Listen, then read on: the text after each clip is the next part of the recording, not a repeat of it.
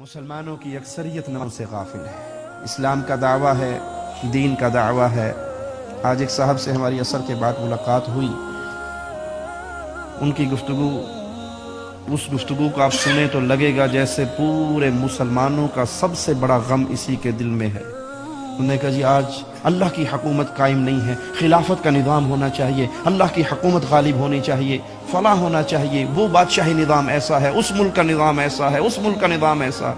میں ان کو سمجھاتا رہا کہ مسلمانوں پہ ضروری ہے کہ وہ اپنی حیثیت کے مطابق اللہ کی شریعت کا پیغام پہنچاتے رہیں۔ اتنے میں عصر کا وقت ہو گیا۔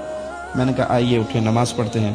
کہا میرے تو کپڑے ٹھیک ہوئے نہیں جی، میں نہیں پڑھنی، تسی پڑھ لو۔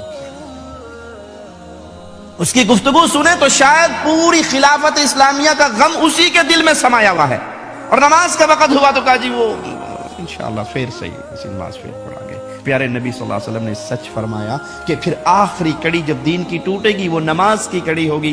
آج اکثریت مسلمانوں کی مسلمان ہے، وہ چاہتی ہے کہ ہم مریں تو ہمارا جنازہ پڑھا جائے، وہ چاہتی، عجیب بات ہے، جس نے خود ساری زندگی نماز نہیں پڑھی اس کا جنازہ نہ پڑھو تو پوری قوم لڑنے کے لیے تیار۔ جی ساڈا پیو مریا تسی جنازہ نہیں پڑھیا، اس نے بھائی خود کبھی نماز نہیں پڑھی، اس کا جنازہ پڑھو جو بیچارہ خود نماز پڑھتا تھا، جو خود بے نماز ہے، نہ اس کے غسل کی ضرورت ہے۔